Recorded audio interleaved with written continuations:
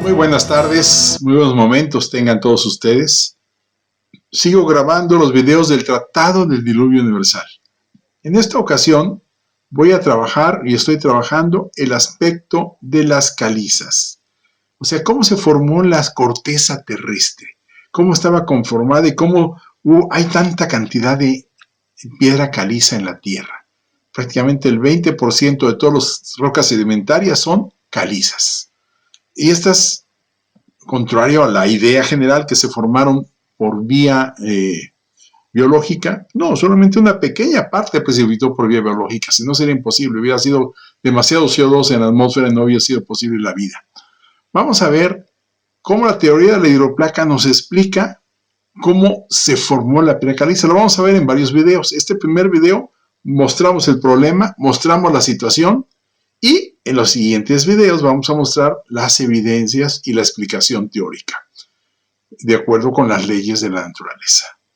Muy bien, entonces lo que quiero explicarles muy bien es que el diluvio universal, con el agua supercrítica que había en el fondo y que salió de una forma increíble, estaba llena de sedimentos. El agua supercrítica había disuelto muchísimo material,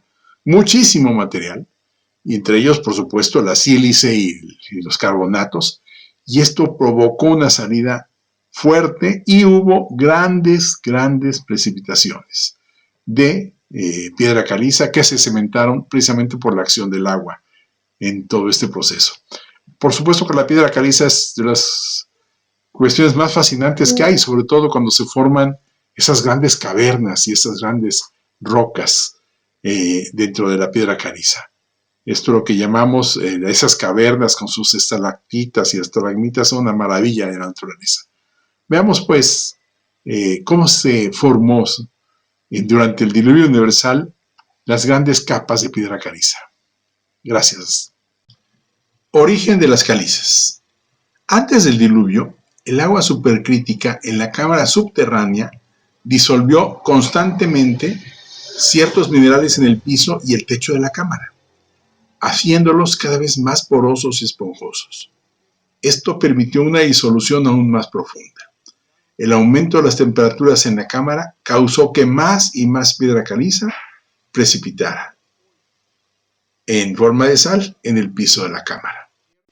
Durante el diluvio, el agua subterránea que escapaba barrió la piedra caliza precipitada hasta la superficie de la Tierra. La piedra caliza representa aproximadamente el 20% de toda la roca sedimentaria. Cualquier explicación satisfactoria para las capas sedimentarias y fósiles del mundo también debe explicar las capas de piedra caliza cerradas y el cemento de piedra caliza. Esto requiere responder a 3 preguntas raramente formuladas y quizá nunca antes respondido. Primera pregunta: ¿cuál es el origen de la piedra caliza de la Tierra? Sorprendentemente, la piedra caliza de la Tierra contiene 1000 veces más calcio y carbono que la atmósfera, los océanos, el carbón, el petróleo y la materia viva combinados. Un simple examen visual de los granos de piedra caliza muestran que pocos son conchas marinas o corales molidos, como algunos creen. La segunda pregunta tiene que ver cómo se cementaron los sedimentos para formar rocas. Específicamente, cómo se produjeron, transportaron y depositaron grandes cantidades de agentes cementantes, generalmente piedra caliza y sílice, entre los granos sedimentarios de todo el mundo. Especialmente desconcertante ha sido encontrar la fuente de tanta sílice y el agua para distribuirla. Los geólogos llaman a esto el problema del cuarzo. Responder a estas preguntas en el contexto de la teoría de la hidroplaca responderá a otra pregunta.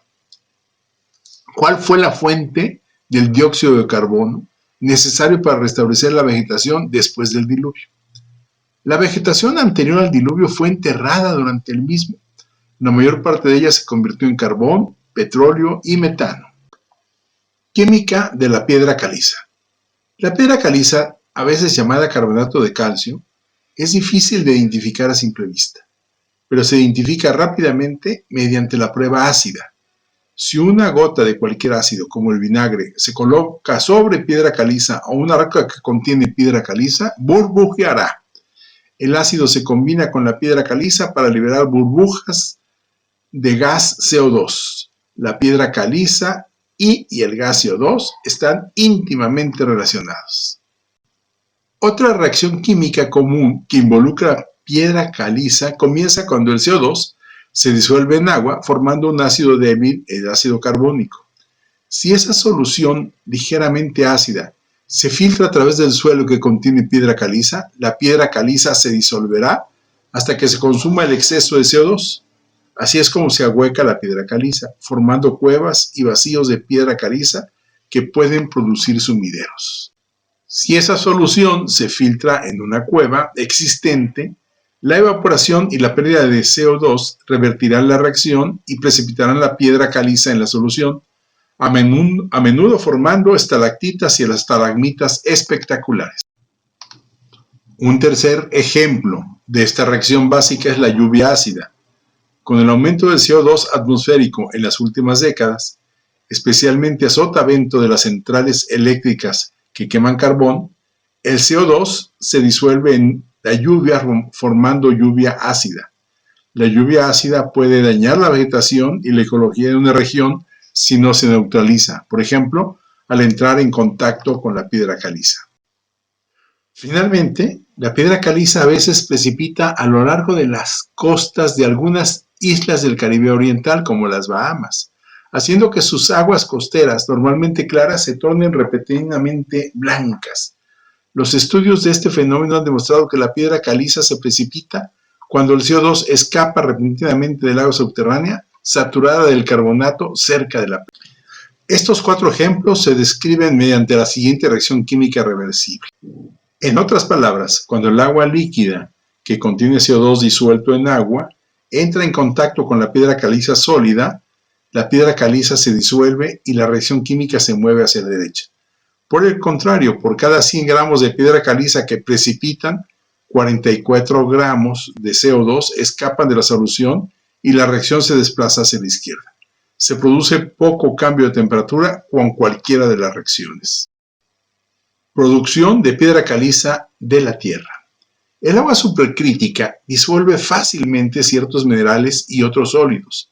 A medida que la temperatura del agua supercrítica aumentaba constantemente en las cámaras subterráneas previas al diluvio, más y más sustancias se disolvían en el agua, tales como sodio, cloro, calcio, carbono, oxígeno, cobre, aluminio y hierro.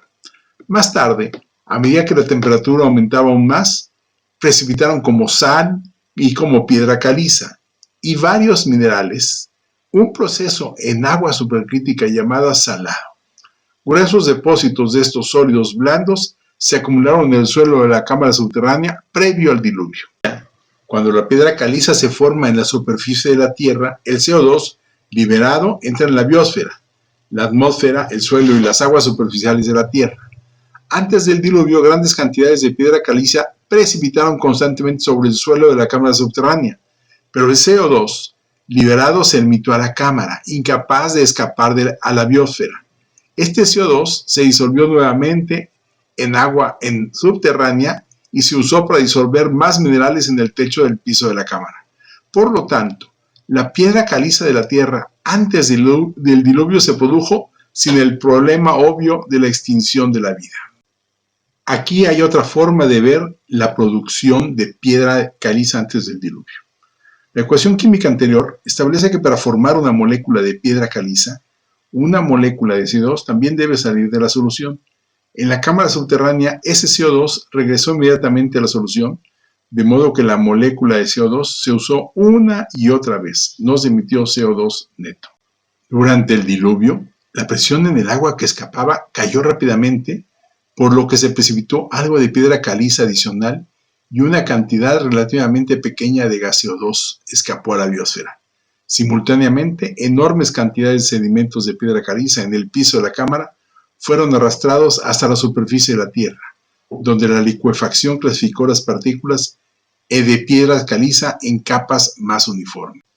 Los sedimentos erosionados durante las etapas iniciales de la inundación se asentaron a través de las aguas de la inundación en toda la tierra.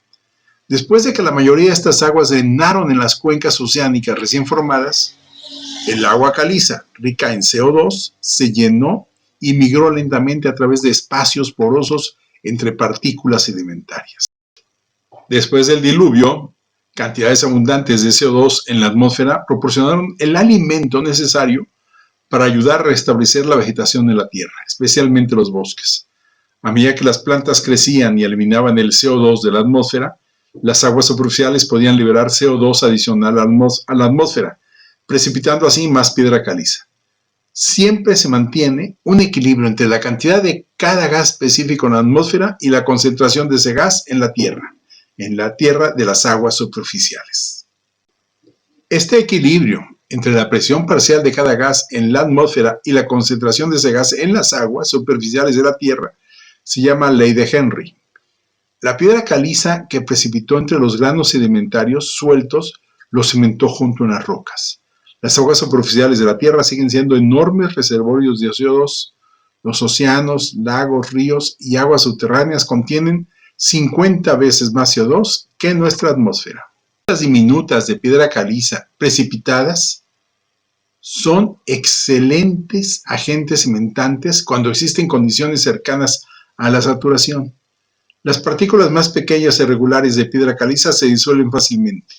Las partículas más grandes crecen sellando grietas y huecos.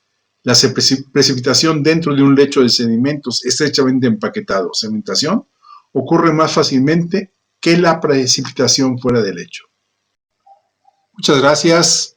En el siguiente video vamos a ver ya las respuestas específicas, ya la comprobación muy clara a través de la teoría de la hidroplaca de cómo se formaron estas calizas. ¿Qué significa esa tiza tan pura que hay en la naturaleza? Esas grandes capas de caliza y sobre todo esas capas tan uniformes de los sedimentos de calizas que hay. Esas maravillas. Y luego como cuando se levantaron las montañas, como dan formas maravillosas y espectaculares. Pues muchas gracias por su atención. Seguimos avanzando en el Tratado del Diluvio Universal. Y esto nos va a permitir entender mejor nuestra propia historia. Muchas gracias.